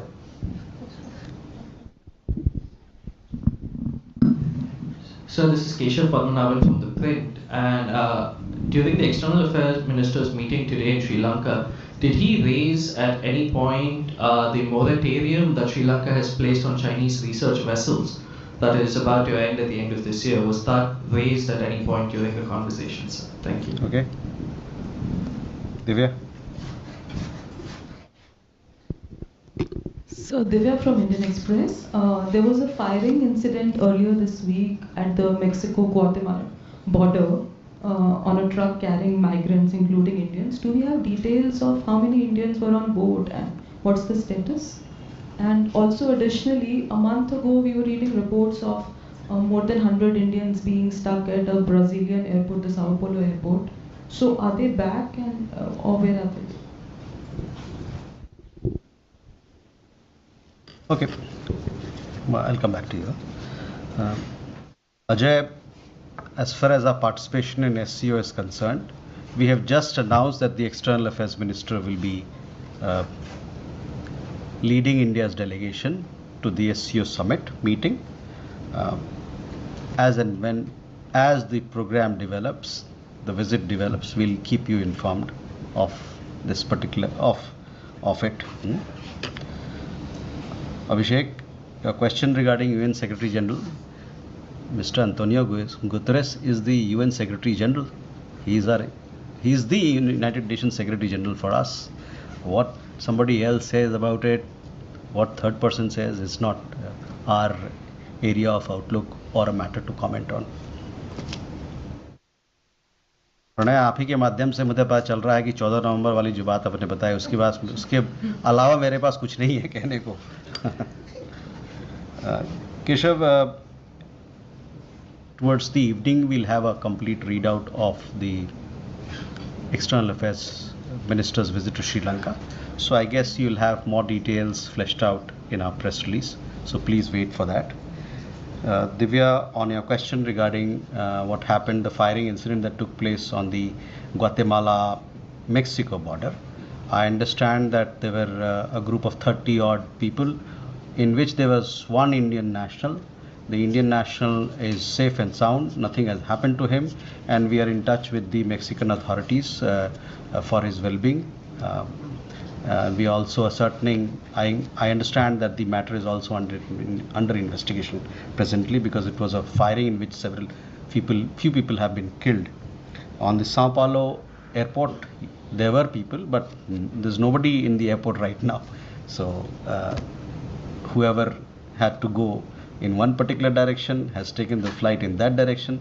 Whoever had to return, whoever had to enter the country. So there's no Indian who's at the airport right now. More? What was the question? We protest with the Pakistan government. Also, have we more details of what we said to the Malaysians, because you hadn't confirmed it at the time when he had come here. So, as far as Mr. Zakir Naik's matter is concerned, you know that there is an extradition which is pending. We are pursuing that matter of extradition with the Malaysian government. As far as Mr. Zakir Naik's travel to Pakistan, I just made our view very clear on that we are not surprised that a fugitive from Indian justice has received a high-level welcome in Pakistan. It is disappointing and condemnable, but as I said, not surprising at all. Uma?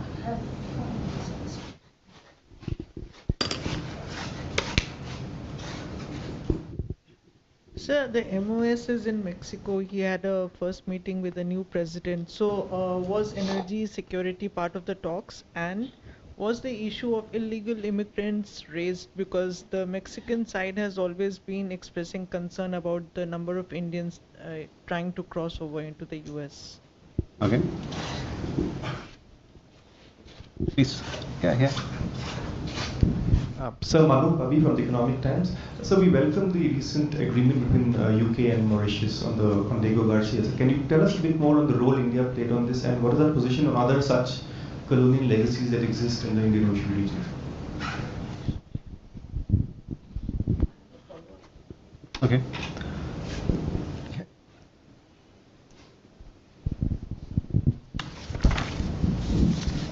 Hi, sir. Sandra from Deutsche Welle. I'm having a question with regard to the visit of our German national NSA. He was in talks with Mr. Jaishankar yesterday, I believe in preparation for the upcoming Indo-German government consultations. Could you perhaps tell us, because they happen straight after BRICS, what are the main points that India seeks to raise with Germany during those consultations?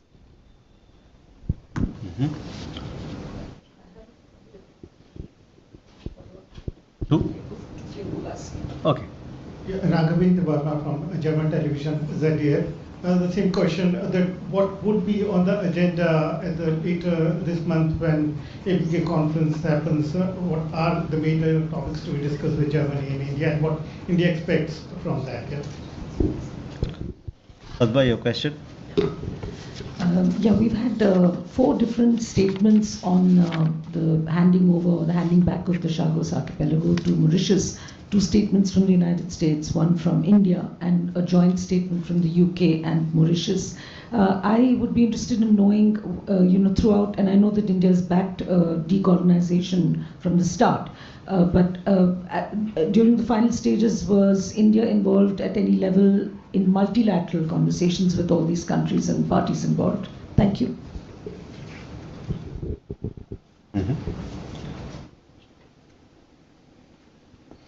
Uma, our Minister of State, Shri Pavitra Margarita, was in Mexico to attend the President's swearing-in ceremony. With Mexico, you know that our relationship is very strong. We have warm ties. We have strong economic ties. We also have other aspects of this relationship which we want to build. So all those issues were discussed during the visit. As far as energy security and those elements are concerned, yes, those are again important issues for us, bilaterally speaking. As also you talked about illegal immigration, India does not support illegal immigration. We want You would have followed in the last several years that we are signing mobility and migration partnership with countries across the world to create channels, avenues for our young people, for our skilled people, for our talented people to who are looking for opportunities because we see the world as a global workplace where our people can move and can contribute to the skill gaps that are there in the international society, international economy today. Manu, on your question on Mauritius, you would have seen our press release there. We've also stated that we welcomed the agreement. It has been something which has been going on. The negotiations have been going on for the last 2 years or possibly a little more. Our principal position on this particular issue, you are aware, and it is also mentioned in the press release that this particular understanding completes the decolonization of Mauritius. And when it comes to decolonization as an issue, as an international agenda, over the years and decades since the 1950s, India has been a very strong votary of it, and we participated in all these debates and all the efforts that have been made through the United Nations and otherwise for decolonization of many parts of the world. I did not go into history, but yes, we welcome this agreement and we are happy that this particular understanding completes the decolonization of Mauritius. It is something, the agreement that has happened between UK and Mauritius, and we have welcomed it. Also to add, just to reiterate this point, that we have consistently supported Mauritius' claim for sovereignty over Chagos, in line with our principal stand on decolonization over the years.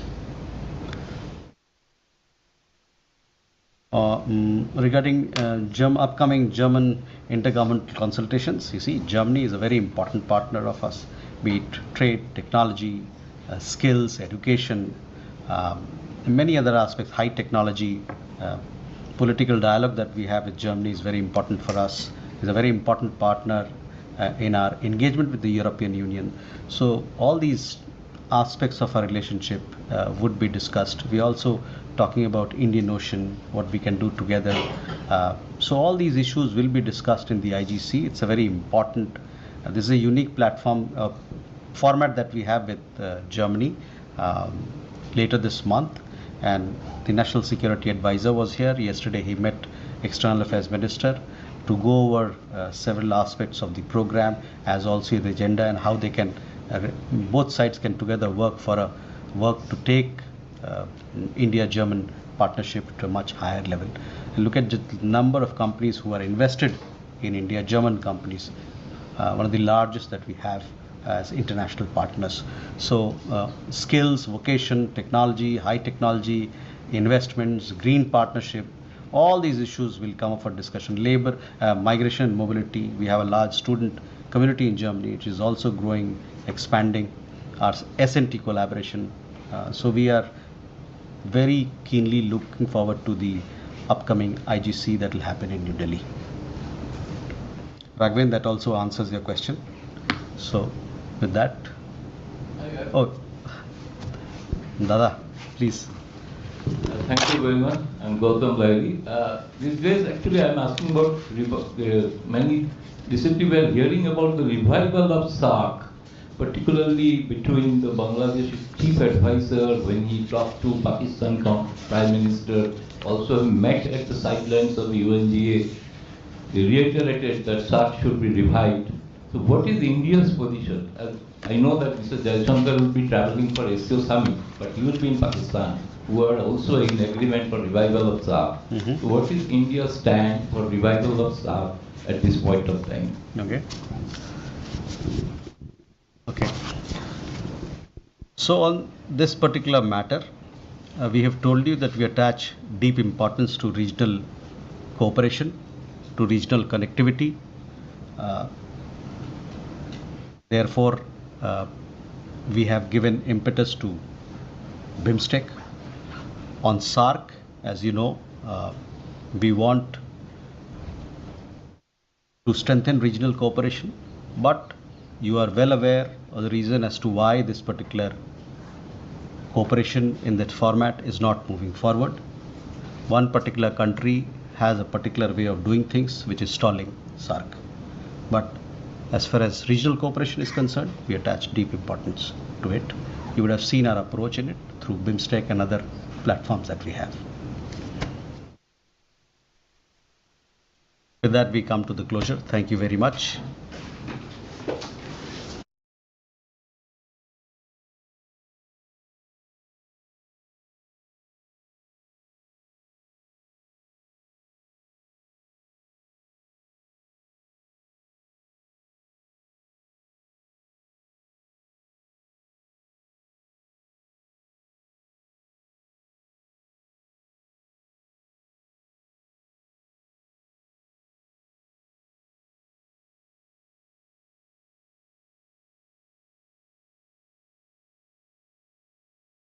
Good afternoon, ladies and gentlemen.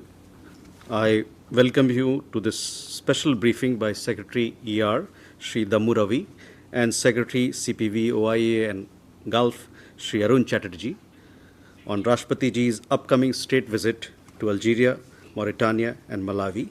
Also joining us on the dais, we have Additional Secretary, Central and West Africa, Sri Sevala Nayak, and Joint Secretary Vana, Sri Suresh Kumar. With that, I invite Secretary ER, sir, to make his opening remarks for the visit.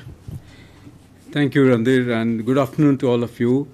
I will like to put the context of the Honorable Rashtrapatiji's visit to Africa, and then we will have specific briefing by the Secretary CPV on Algiers, and thereafter I'll do on Mauritania and also Malawi.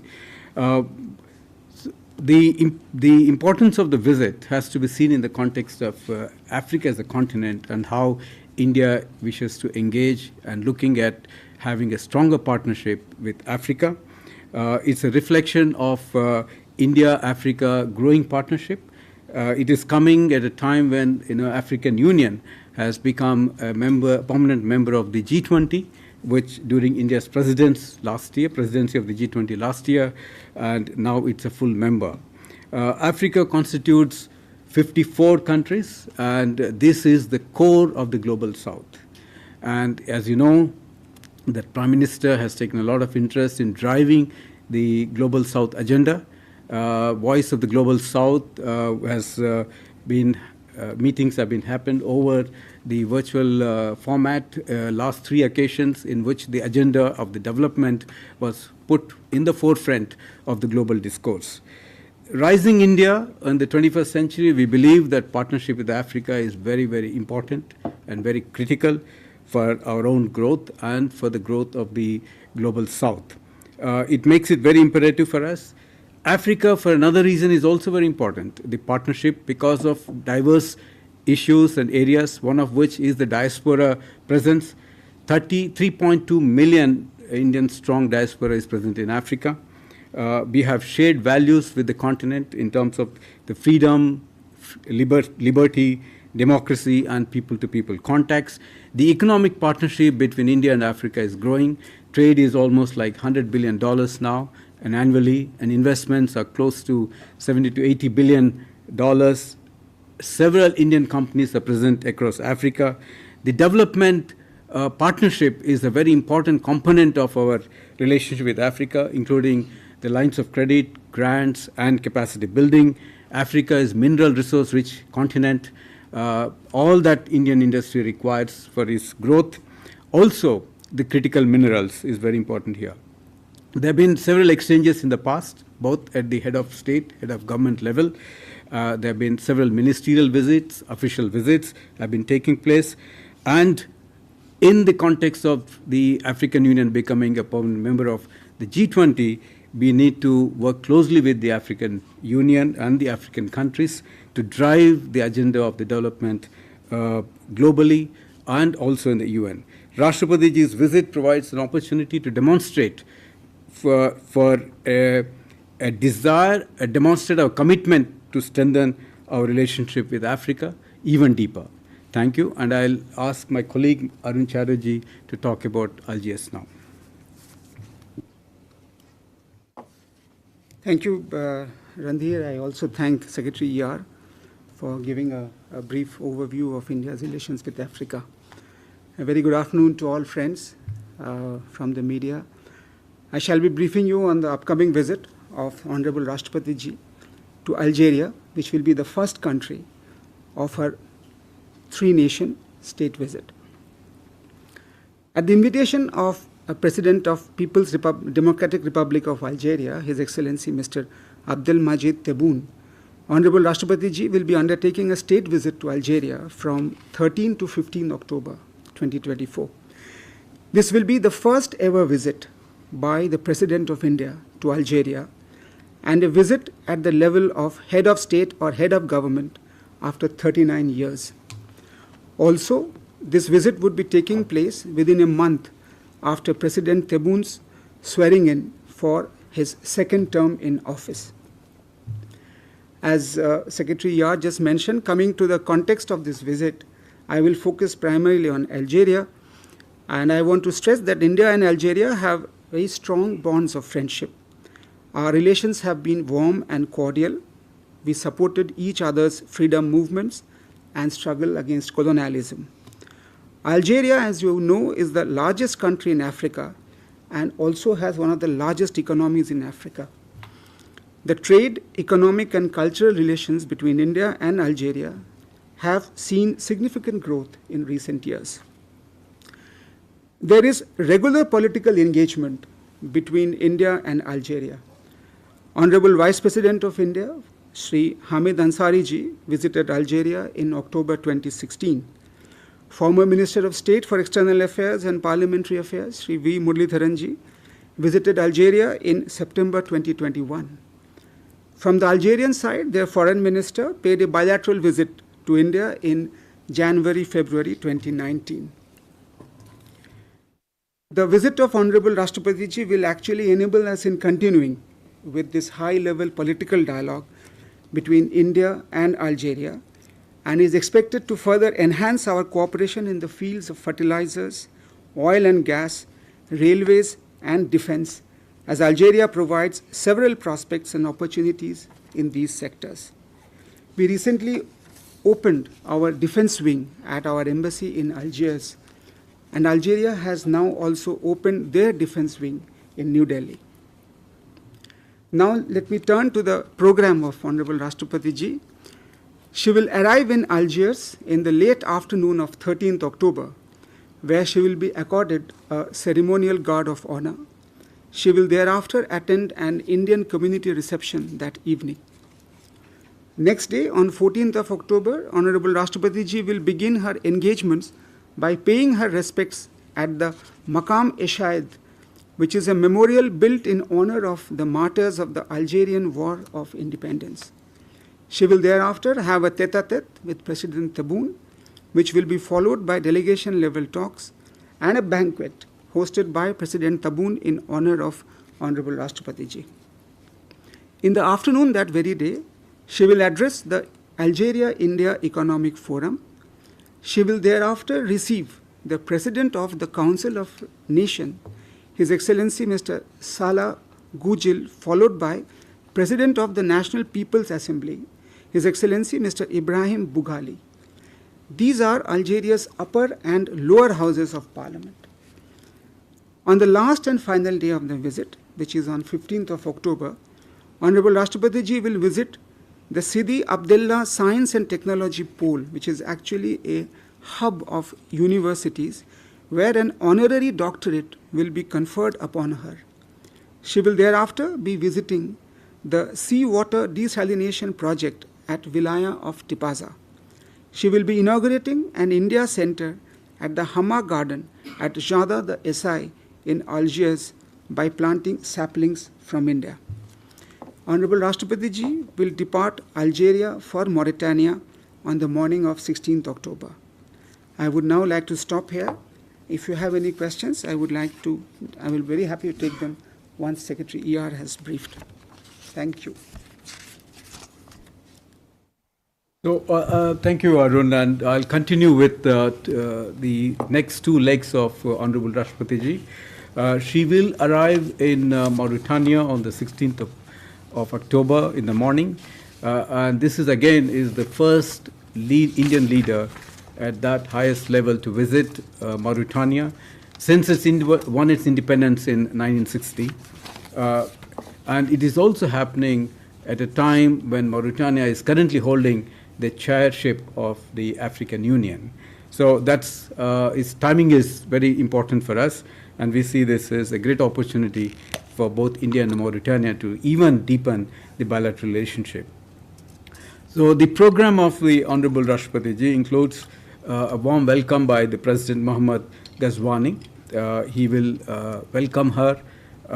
It includes a tete-a-tete meeting between the two leaders, and then there's a delegation level talks after which 4 memorandum of understandings will be signed in the areas of culture, foreign office institutions of both the countries, foreign office consultations, and the visa waiver agreements for diplomatic and official passport holders. Later, Honorable Rashtrapati Ji will have a courtesy call by the Prime Minister of Mauritania and also the Foreign Minister. She will address the Indian community. There's a very small number of 100 to 150 Indians living in Mauritania. She will address them, and then the President will host a banquet in her honor that evening. Again, putting in the context the importance of Mauritania, it's a very large country. It's almost 1/3 of the India's size, small population, but has immense natural resources that are important for our own growing industry, rich in iron ore, copper, gold, lithium, phosphate, and diamonds, and has potential for Indian investments also in the energy sector, particularly in oil reserves. There's a huge opportunity.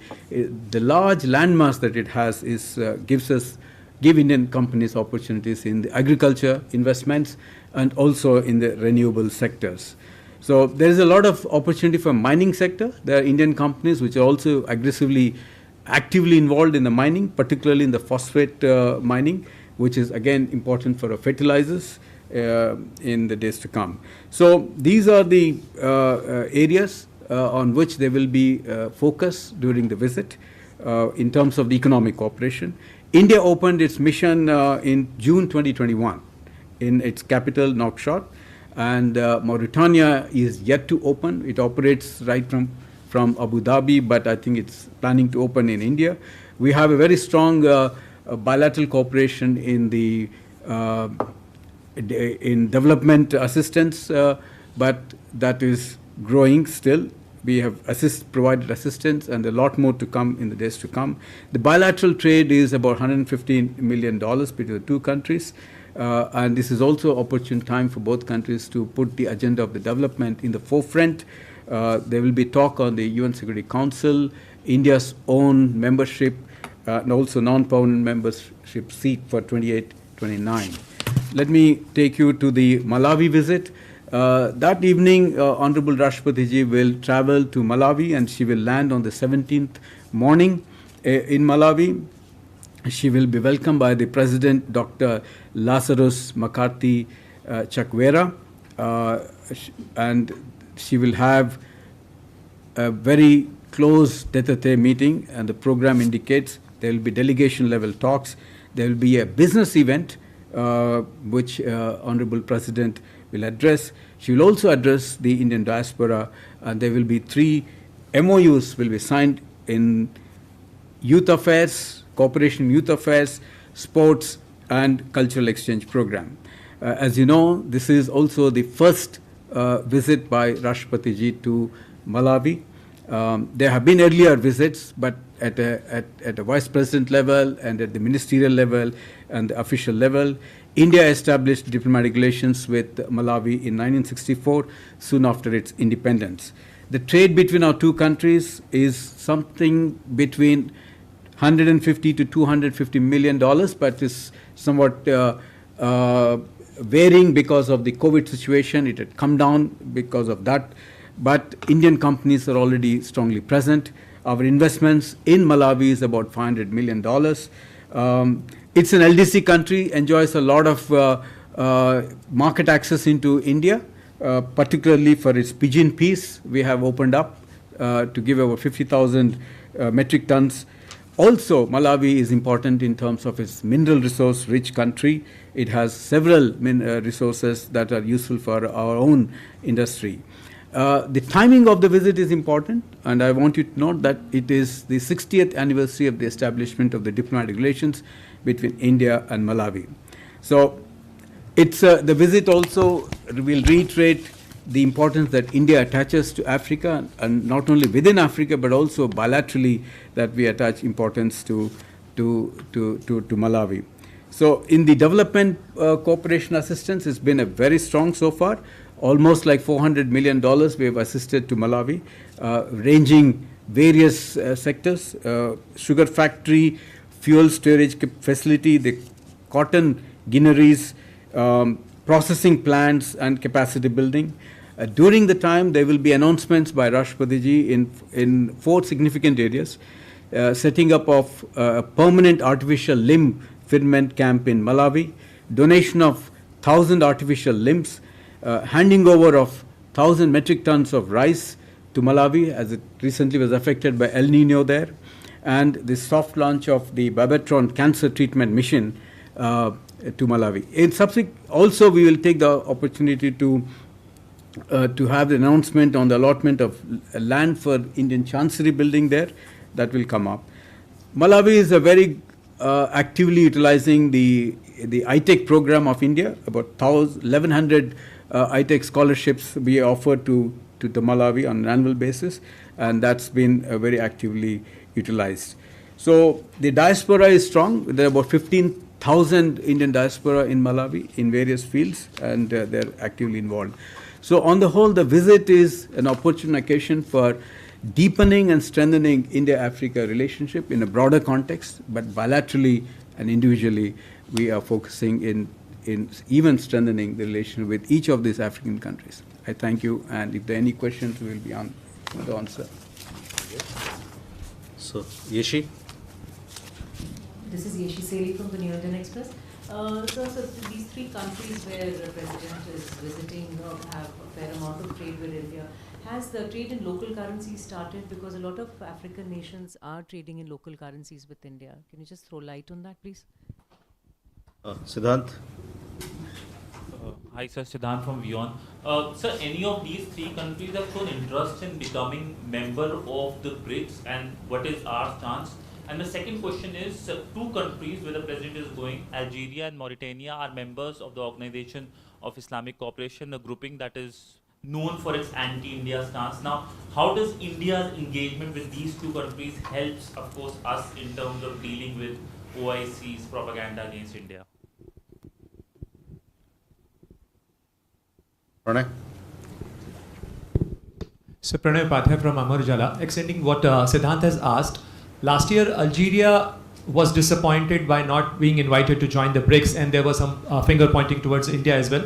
Since President's visit is preceding the BRICS summit, so are we supporting Algeria's candidature, and are we helping that? And another point on the India-Algeria relationship, recently the Algerian ambassador met the Indian Defense Secretary. What kind of defense cooperation possibilities we are looking at as far as India-Algeria relations are concerned?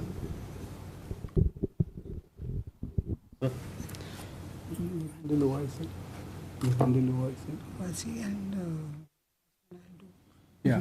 So, well, I'll ask my colleague to answer some of the questions, but let me first come to the item on the BRICS, So, this is a process. The expansion of the BRICS is a process, and it started off during the chairship of South Africa last year, and some countries could get in, and the process of expansion is based on a consensus basis.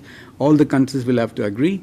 For some reason or the other, Algeria was not part of the first wave of the expansion, but it is very much a candidate in the second wave. So we'll have to see how it goes. It's just not India supporting it. It's, I think, all the member countries will have to take a call as to who can come in this expansion of the BRICS. So we'll leave it at that, because the Kazan summit is due on 22nd onwards.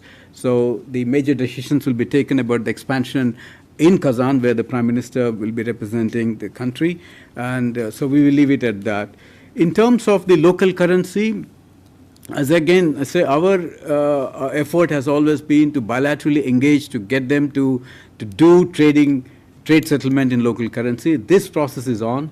It will not happen overnight because there are all technical issues, the country's willingness and the community's interest. So it's a process. So, but we have been very successful with some countries in Africa. And some countries it's still in the process. Very much so, as I understand, countries in Africa are keen to look at alternatives, trade settlement in alternative currencies. UPI, for example, the Unified Payment Interoperability has become very attractive for many countries. So it's a work in progress. We should be able to engage with them more deeply on these concepts, particularly national currency trading and the UPI. We will get some clarity in course of time. I will ask my colleague Arun Chatterjee to answer the rest of the questions. Thank you. Yeah, first to address your question on defense cooperation. Defense is an evolving area of cooperation between India and Algeria and has been found to be one of the prospective fields where both sides can cooperate.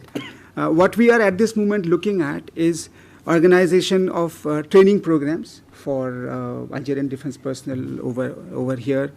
We are looking at exchanges of visits at senior defense levels, defense exports from India to Algeria. Then we can have cooperation at the defense think tank levels on discussing research and other defense areas. We can have seminars between the defense personnel. We're also looking at bilateral joint exercises. It could be at the naval level, it could be at the armed forces level. So these are the areas which we are looking at this moment, and hopefully we should be able to concretize them in the coming days. As far as the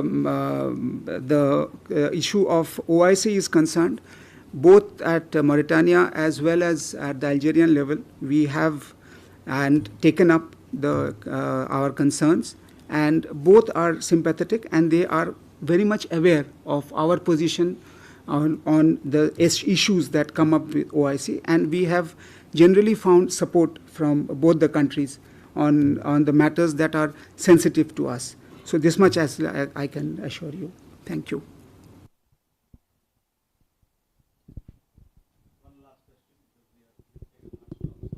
Hi, sir, this is Abhishek Jha. My question is regarding Malawi. President's visit is happening at a time when Malawi is dealing with a lot of economic crisis. India also has about $110 million of loan. So will we see new credit lines also extended to Malawi, or the old debt being restructured? Something this is also on the agenda of President? Well, thank you. You know, the post-COVID time, and many countries in the world are facing a serious economic crisis. Particularly in Africa, there's been a serious foreign reserves crunch in many of the countries. So it caused a lot of stress on their reserves. So there is a problem, and we recognize it. So one of the issues that we are now talking about is how do we help these countries to overcome the initial the problems. So there is an effort towards considering the request for restructuring of the debt. I think we are positive on that. It's in the process. Our internal process will take time because it goes through both the Ministry of External Affairs internally and then to the Department of Economic Affairs. But it will be, it is under positive consideration at this point of time. Thank you. With that, we come to the closure of this special briefing. The visit begins on 13th, so please be tuned, stay tuned with Ministry of External Affairs, social media handles, and also directly in touch with us to get more updates on the visit. Thank you very much. Thank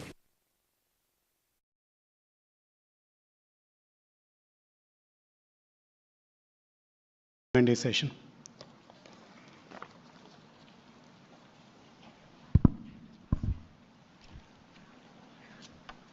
Thanks a lot, Abhishek. Thank you so much, Dr. Jaishankar. We have received a few questions, and maybe we could take them first. Before the talk, we were telling Dr. Jaishankar that this is going to be a curated Q&A. And he smiled and said that curated Q&As are good, but sometimes they do look curated. So when I read the student's name, if you are there, if you could please stand up and identify yourself, unless you are already standing because the auditorium is full. So the first question from Shankar Vinayak, MBA first year. Hi, Shankar.